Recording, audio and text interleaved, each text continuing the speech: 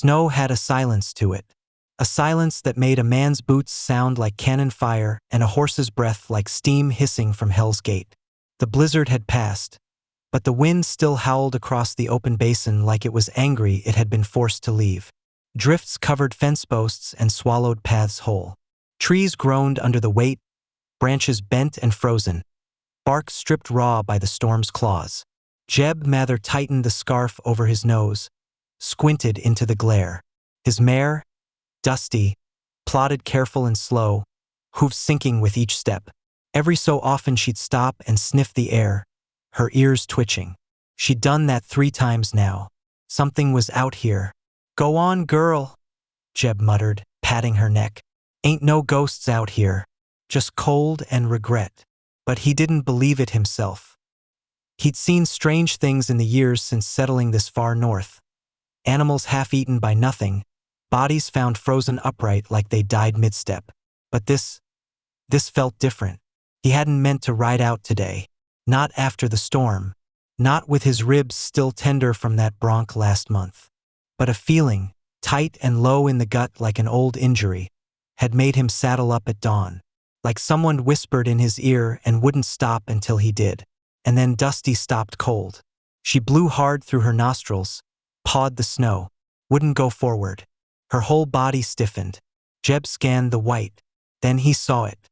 At the base of a crooked cottonwood, the snow looked wrong.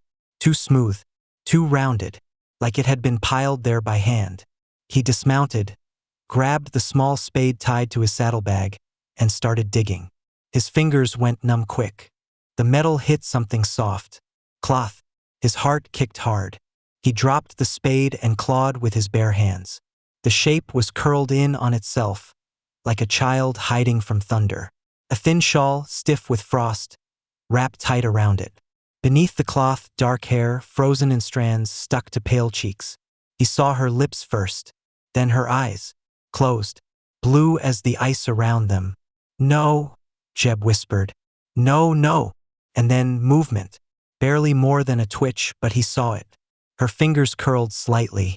Her throat flexed like it was trying to find a voice. Jeb grabbed her up without thinking, the frozen shawl cracking under his hands. She weighed next to nothing. Her limbs dangled like they didn't belong to her anymore. He kicked Dusty's side harder than he should have and rode with her cradled in one arm, her head resting against his coat. Like he was afraid if he let her slip, she'd vanish back into the storm. He didn't know how long he rode. Could have been an hour. Could have been 10 minutes. Time bent when you were scared. When he reached the cabin, he didn't unsaddle.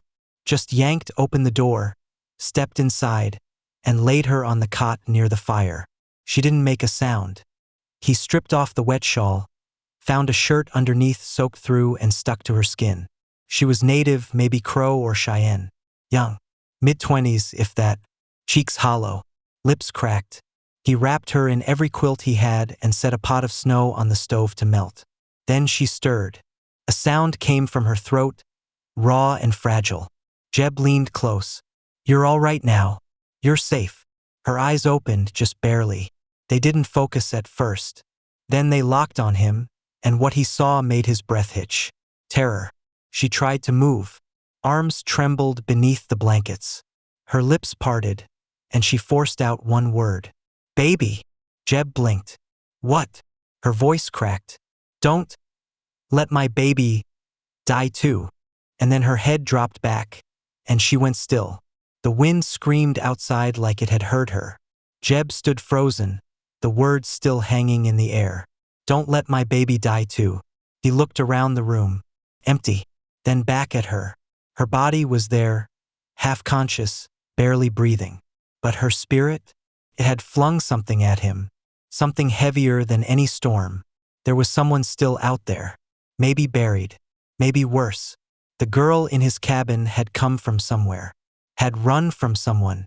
Had left something behind. Jeb grabbed his coat. Shoved shells into his rifle. Didn't bother with gloves. He didn't know where he was going yet. But he knew what he was looking for. And this time he prayed he wasn't too late. The wind had picked up that night, whispering through the pine branches like the ghosts of men who'd never made it out of the mountain. Inside the small cabin, built of thick logs and patched hides, the fire burned low. Boone sat near it, rubbing his hands together, not for warmth, but to remind himself they were still steady. On the cot beside the hearth, she stirred. He hadn't learned her name yet. All he knew was the tone in her voice, cracked like breaking bark, when she'd said, "Don't let my baby die too." She hadn't spoken since. He had done what he could. Stripped off the frozen rags wrapped around her limbs, rubbed her feet back to life with bare grease, spooned broth between her lips until her throat remembered how to swallow. She was barely more than bones in a sack of skin. Her lips were blue when he'd found her, and her pulse had been the faintest thing he'd ever touched that was still called alive. Outside, the storm had blown east, but a different kind of trouble was rolling in behind it. Boone heard it before he saw it, the crunch of hooves and sleigh runners across the hard crust of snow. Not more than 2, maybe 3 horses. Not fast, not casual either. Measured. Intent. He stepped outside, his rifle resting casually over his arm like a man who knew better than to look scared. The snow reflected silver in the moonlight, and the shadows moved slow and long. There they were, 2 riders cloaked, faces hidden by scarves and hats. One of them dismounted. "You Boone Reddick?" the man asked. "I am." "You found someone." Boone didn't answer. The rider took a few steps forward. The leather creaked beneath his coat. "She's Apache. You know that, don't you?" Boone's jaw twitched. "I know she was dying. She ain't supposed to be here." Boone let the silence stretch. His rifle stayed low, but his eyes didn't. "She escaped," the man continued. "There's talk she was part of a raid. Burned a station house near Santa Rosa. Took a baby from one of the rancher wives before they left." Boone stared. "You think she stole a child, and then laid down to die in the snow?" The rider shrugged. "Doesn't take much for a cornered animal to do something strange." Boone's voice dropped. "That girl's barely breathing. There's no child with her. She said something about one, didn't she?" Boone didn't reply. His grip tightened slightly. "Look," the rider went on, less harsh now. "We ain't here to fight, but there's a posse forming back in Piedra Bend. You keep harboring her, you'll find yourself right in the middle of something you don't want. She won't live another day without rest. She won't live another day if the town gets wind of it." Boone looked at the horses, their breath rising in slow clouds, steam against the cold. He saw the boots, the long coats, the worry just under the bravado. These weren't killers, but they were men who'd do what others told them to if they thought it was law. "I'll ride into town when she's well enough," Boone said finally. "You can tell your folks that." "You sure about that?" Boone didn't move. "I am." The rider hesitated, then nodded once. "Just be careful who sees her, Boone." They rode off without another word. When Boone stepped back inside, the girl was sitting up. Her eyes were open, and they were fixed on the door, her face as pale as the snow outside, but her gaze fierce, unblinking. When she looked at Boone, something inside her softened for half a breath. Not trust, not yet, but recognition. A man who didn't hand her over. He crossed the floor slowly, crouched down, and offered a canteen. She took it with shaking hands. "You understand me?" he asked gently. She nodded, barely. "Was it true what you said out there?" he asked. "About the baby?" Her lips parted. A dry sound came out first, then, "My son, for Winters. They took him when the blue coats came." Boone frowned. "The soldiers?" She nodded again. "They burned our camp. I ran. They chased. I heard my son cry, but I couldn't." Her voice cracked. "I don't know where he is. I followed tracks, but then the snow." She reached into the torn remains of her satchel and pulled out a strip of woven cloth. A child's sash, colored with bright red and faded yellow. She held it like it was the last thread keeping her heart from falling apart. Boone sat back on his heels. The pieces didn't all fit, but he knew lies when he heard them. And this wasn't one. He leaned forward, voice quiet. "You didn't hurt nobody in Santa Rosa?" She shook her head. "I've only been running. Outside. An owl hooted low in the pine. Inside, Boone reached for a small wooden box near the hearth and pulled out something wrapped in oilskin. He laid it in front of her. She looked confused. "You're gonna need your strength," he said. "And your truth. 'Cause if what you're saying's real, then we've got a boy to find." She stared at him for a long time. Then her hand touched the oilskin. And for the first time, her eyes shone with something other than fear. Hope. The next morning broke with a strange stillness. No wind. No birds. Just a heavy white quiet pressing in from all sides. The snow had settled like ash over the pines, muting the world. Inside the cabin, Boone moved quietly. He'd been up for hours, watching her breathe. She was sitting up now, wrapped in one of his wool blankets, the fire crackling low beside her. Her name was Wisa. She said it soft, barely above a whisper, like saying it too loud might call something dark back from wherever she'd escaped. Boone poured hot water into a tin mug and set it beside her. "There's some dried chokecherry in it. Won't taste good, but it'll keep your throat working." She nodded, fingers brushing the rim of the mug like she was still unsure it was hers to take. "You said your boy's name was Tahoma?" She looked up quickly. "Yes. For Winter's Old?" "Yes." Boone sat down on the edge of the cot opposite her. "You remember anything else? Last place you saw him?" "They took him toward the North Trail. Soldiers. For maybe 5 of them. One had red hair. I ran when I saw smoke. I thought he was behind me, but he wasn't." She gripped the edge of the blanket. Her hands were small, calloused. One knuckle was bent the wrong way, broken and never set right. "You think they took him alive?" She looked at Boone like he'd asked her something so obvious it hurt. "He is my son. He is strong." Boone nodded once. "All right, then we're gonna find him." She blinked. "You don't know where. I know those trails, and I know the kind of men that drag a child off thinking no one will follow." She stared for a long moment. "Why do you care?" Boone looked away. The fire popped softly. "Had a son once," he said. "He didn't make it through his 3rd winter. Wife passed not long after." The air went still again. She didn't say she was sorry, just bowed her head a little, the way someone does when they hear thunder they've heard before. Boone stood. "I'll pack the mule. You're not strong enough to ride yet, but we can pull a sled. We'll stay low, follow the valley. If they're headed north, they'll have to pass by the old station or make for Fort Rowley." She stood too fast, nearly stumbling, but caught herself. "I can walk." "You can ride," he said. "I'll walk." By the time they left, the sky was clouding again. Boone bundled her in 2 coats and strapped the sled with furs and a single rifle. No bedrolls, no pans, only what they needed. They crossed the frozen creek by midday, the mule grunting against the drag of the sled. Wisa held the sash in her hands the whole time, pressed against her chest like a heartbeat outside her body. "See that ridge?" Boone said, pointing. "That's where the scout road splits. If they had a wagon or horses, they'd have gone that way. Snow's lighter near the ridgeline, and there's cover." She looked up at him. "You've tracked men before?" He didn't answer. He didn't have to. The way he scanned the trees, the pause before every step, spoke louder than any war story could. By nightfall, they made camp beneath an outcrop of rocks shaped like old fingers reaching toward the moon. Boone set a small fire with dry juniper and boiled water with pine needles for tea. He didn't sleep much. Neither did she. In the dark, Wisa whispered, "I remember his laugh."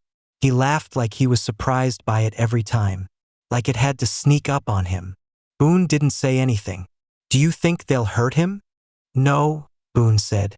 "Boys that age, they don't get hurt right away.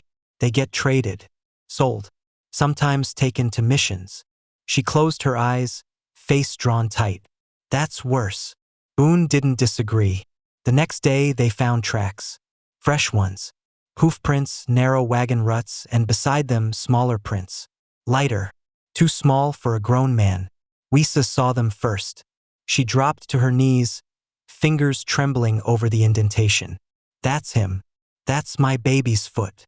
Boone crouched beside her. The spacing, the depth, it matched. A child, carried sometimes, walking others. Still alive. He rose slowly. They're a day ahead. If we move fast, I'll run, she said suddenly, voice cutting the air like a knife. I don't care if I die. I'll run until I see him. But she didn't need to, because that night, after miles of chasing shadow and wind, they crested a hill and saw light flickering below. A small camp, 2 wagons, 1 fire, for men, and a child's cough. Lisa froze. Boone touched her arm. We wait till dawn. But she was already stepping forward. Not running, just walking.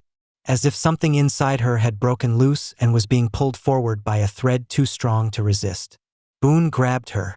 You go in now, they'll shoot. Or worse, you stay with me. We do this right. Tears slid down her cheeks, but she nodded. Promise me. I will bring him back to you. Alive. Alive, Boone said. Or I don't come back at all.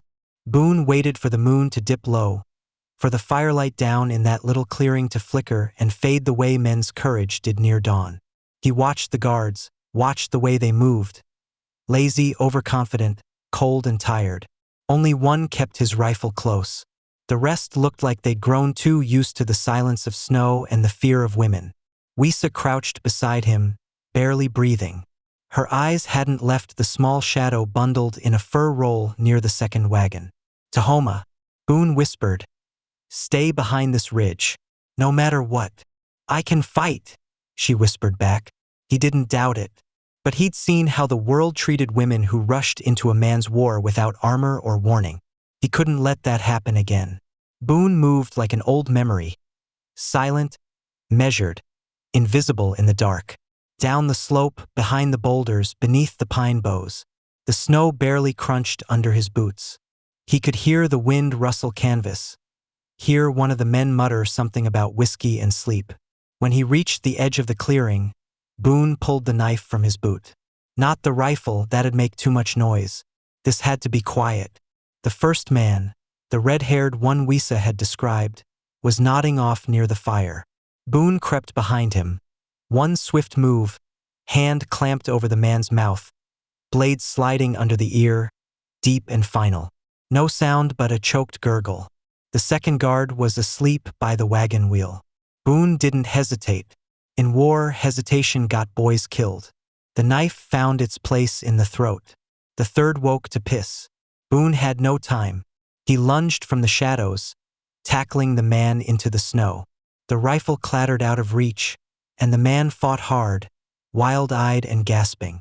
Boone drove the hilt of the knife into his skull once, twice. The man went limp. The fourth, the youngest, had heard the scuffle. He rushed out with his rifle raised, eyes wide with panic. Boone turned, blood on his hands, and the kid froze. You don't want to do this, Boone growled. The boy, he couldn't have been more than 19, lowered the rifle slowly, hands trembling. They said we was escortin' orphans to Fort Rowley. You lookin' at an orphan right now, Boone said. Get on your horse and ride. You ever touch a woman or child like this again, I'll find you in whatever hole you dig. The boy didn't wait. He dropped the rifle, turned, and vanished into the trees. Boone stood in the clearing, breath steaming in the cold, listening. No movement, just the sound of a child's soft cough. He turned to the wagon. Tahoma lay curled in a fur, face pale, lips cracked, but breathing, alive. Boone knelt. Tahoma, the boy stirred. Mama! Boone felt something twist deep in his chest. She's coming. You're safe now, son. He scooped the boy into his arms, light as nothing, and carried him up the hill. Lisa saw them before they reached the top. She ran. Not fast, not strong, but desperate, feet stumbling through the snow, arms stretched out. Boone handed the child to her without a word. She sank to her knees, clutching him, rocking him, weeping into his hair. Tahoma, my boy, my sweet, strong boy. Boone looked away. The moon was gone now, and the first edge of sunrise bled over the pines.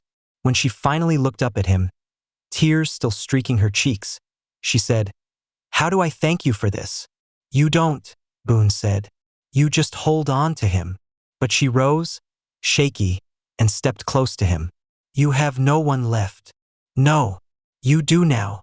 Boone didn't know what to say. He just looked down at the boy in her arms. The way he blinked, confused but alive, and something settled inside him. They didn't go back the same way.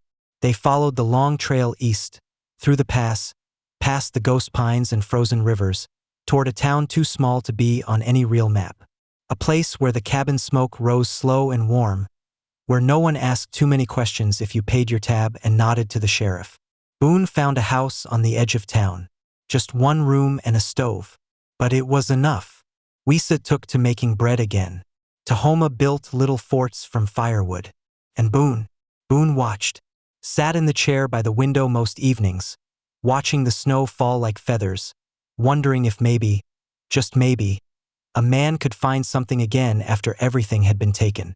One night, weeks later, Wisa came to his side, placed a blanket around his shoulders, and whispered, "He doesn't cough anymore." Boone nodded. "He asked if you were his father." Boone looked down. "What did you tell him?" "I said not yet, but maybe."